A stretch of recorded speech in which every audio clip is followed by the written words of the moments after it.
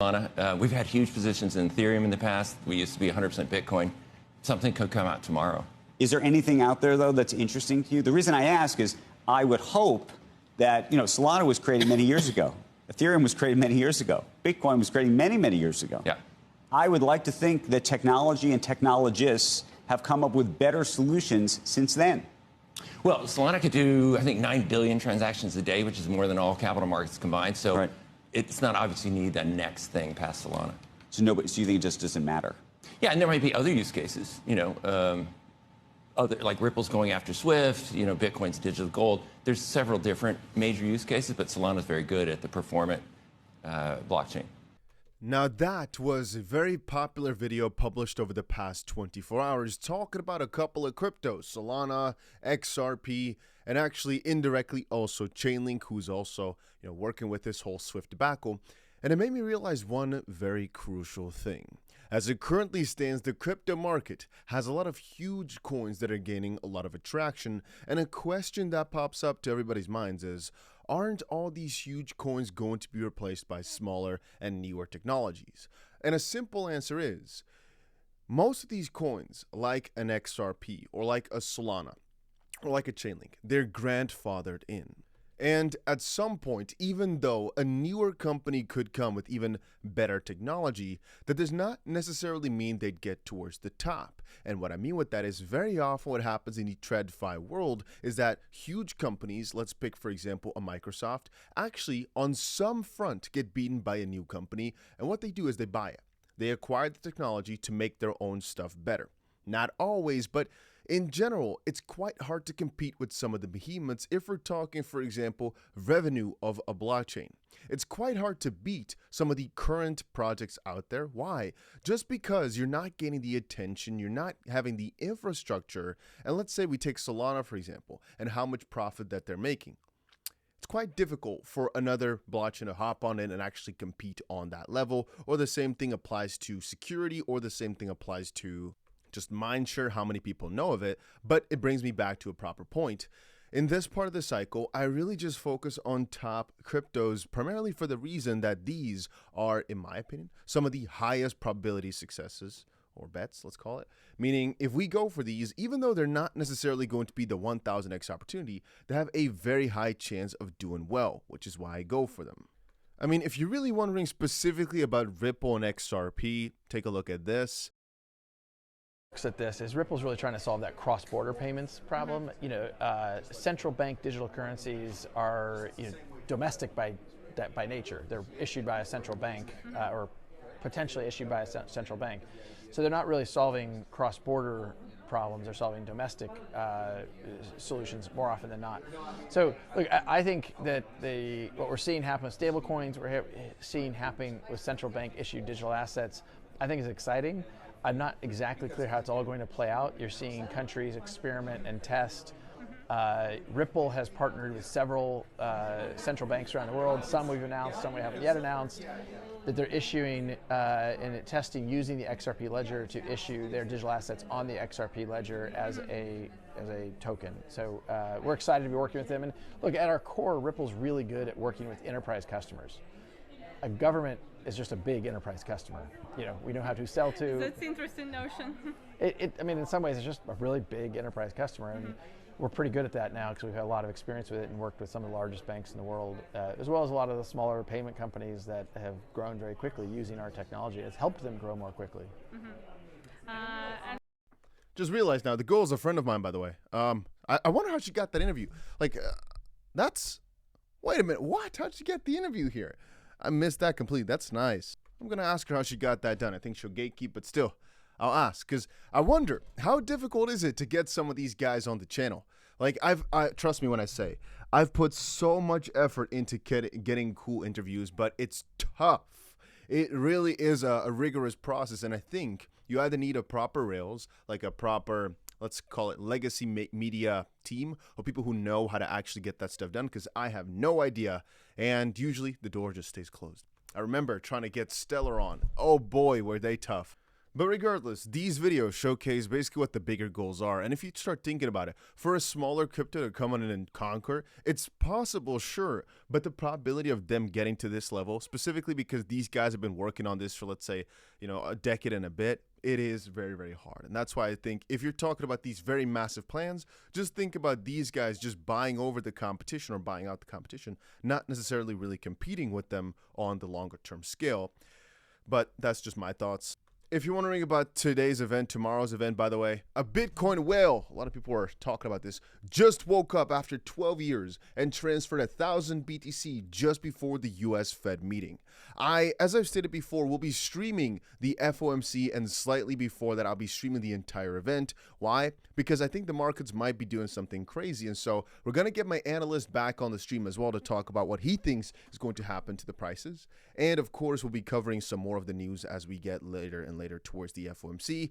As it currently stands, one funny note is that even though on the one angle, we are quite afraid going into this event, Bitcoin ETFs actually record their strongest inflow since July. And as it currently stands, the ETFs are actually purchasing crazy amounts of cryptos. And together with the ever-increasing retail adoption, I showed you guys a post a few days ago where we saw that retail is exiting the traditional markets and institutions are getting in. When it comes to Bybit and their report, actually quite interestingly enough, it states here that asset allocation report, stablecoins holdings are dropping as investors pivot to Solana, XRP, and some other altcoins. So whilst on the front end, people may make it seem as if everybody's stabled up waiting for the next big thing to happen, when you look at the numbers, in reality, it's actually not so much so. And apparently, investors still hold about $1 in Bitcoin for every $3 overall in Ether. For every $3 overall. Ether holdings rose 20% since the last report. XRP is now the third largest non-stablecoin crypto asset. And like it says right here, stablecoins were significantly reallocated to Solana, XRP, and other altcoins in the past quarter here. Now, as I was talking about that, I realized one very interesting thing, because I was thinking about Bybit here in their report about stablecoins and purchasing. Actually, ladies and gentlemen, I always have a link to Bybit down below, right? Y'all know that because I've been working with them for many, many years. It's the exchange I use the most by far. Nowadays, it's a lot more of the bot trading because it's all automatic. It's the first link down below, but I use Bybit a lot. And there's two features that a lot of y'all might not know about that you could have gotten introduced to right here. So a while back, I said HYPE is almost at an all-time high at $26. Right now, it's at $55, so that did pretty well. I should have listened to a guy we all know, Flood, thinking USD here, and swap all my ETH. He basically said, swap your ETH for HYPE. It's a better risk reward. And he said, there's still time. Sell it all today. 1 hour TWAP. TWAP stands for time weight average price. There's actually a feature for that over on Bybit as well. And the reason people sometimes do this is if you have a lot of money you want to enter into a market, you don't want to swap it all in one go, right? So that's one very big feature. Another one is maybe you're not sure what the market is going to do over the next couple of days, the next couple of hours, depending on the functionality of the platform. You may be able to buy, for example, every 30 seconds or every 1 minute over a day span or over a 2-day span to get yourself a time weight average price. Again, if you're not sure what's going to happen, sometimes it's nice to get an average of sorts. And I wanted to quickly say that Bybit also has that functionality, and there's also a full-on guide for how to set it up. I didn't know that, but you could even set it up over on your phone as well. So that is one cool feature for in case y'all wanted to use this. And in a similar fashion, you also have what's called iceberg orders. It says right here, iceberg orders are a strategic approach to placing large trades and addressing the challenges of market impact and slippage. So again, if you want to place a large trade, if you do it all at once, your price may deviate a lot. So it depends exactly what you're looking for. For example, a couple options are chase limit. It prioritizes the execution speed over the price. On the opposite side, you have chase, chase limit. No, here we go. Fixed prices. Set a specific order price and function like a limit order. And the whole concept here being, because I didn't want to read everything, is instead of placing one huge large order, for example, if you wanted to place a limit, it can keep placing small and small ones. Let's say, for example, you wanted to buy 100 BTC. Instead of placing 100 BTC in the order book straight away, it places 1 BTC once it's filled, 1 BTC again, and then there's different parts for it. If you prefer it to go fast, not really caring too much about the price, or you want an exact price, there's some different settings for it. So pretty cool functionality. And specifically today, I think trading functionality becomes more important. And all the tips can be really useful because going into this event, again, everybody's expecting it to be a 25 base point move. it's going to be really interesting to see what the market's going to do. I mean, at the end of the day, we have gold at an all-time high, and many are saying that Bitcoin is going to follow along, cryptos are going to follow along. I still stand on that camp for the most part, but over the shorter term, things are more just scary, let's call it, right? A couple of coins have been doing well into this event, for example, BNB. And by the way, digital asset treasuries right now, they're so hyped up, like I've said 1,000 times, and there's some speculation that Binance, since 𝗕𝗍, the founder of Binance, changed his Twitter handle from 𝑥Binance to Binance because reportedly the Department of Justice in the US is dropping some of the things against, Binance, let's call it. An interesting part here could be that if they indeed set up these digital asset treasuries that will actually purchase BNB as well, even though BNB has been the most consistent small gainer in the last couple of weeks, it's quite interesting to think how much it could still gain here in the near future, purely based on the hype from the DATs, let's call it.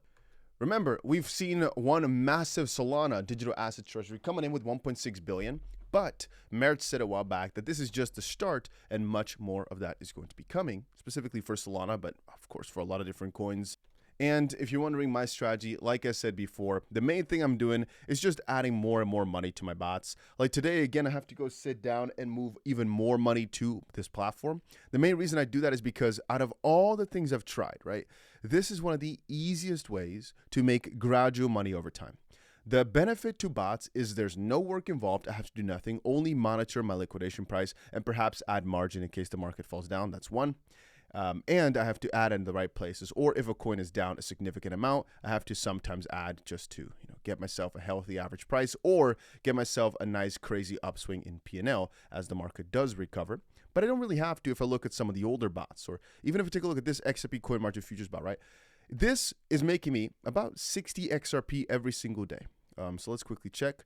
Today, it's, about 60 XRP. Sometimes it can actually be a significant amount more. Sometimes it's 120 XRP maybe. Because this one, for example, I think it makes me, now XRP has not been that volatile, but usually it's also something like that in terms of dollars.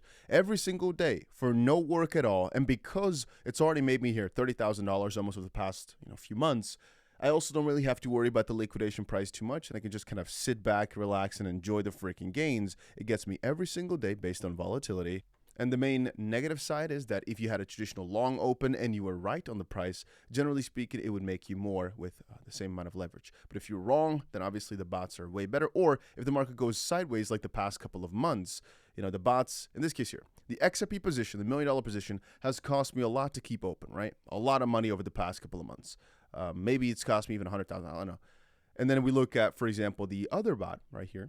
Right, the main XRP bots. This one, for example, only $3,000, but it already made me $4,000.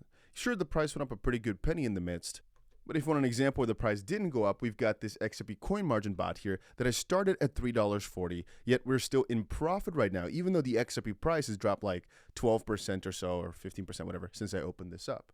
So yeah, again, in the next few hours, I'll be opening up a live stream, talking about everything FOMC related, talking about what we are thinking or what the market has changed. And again, like I said, it doesn't necessarily have to be very volatile around the meeting or around the numbers coming out, but most likely it will. And it's going to probably be like a few hour stream though. So if you're interested, stop on by and say hi. Got nothing to lose. And I'll see you guys again in another crypto video somewhere later today. Interesting times in front of us. But I'm bullish on a lot of coins, so it's okay.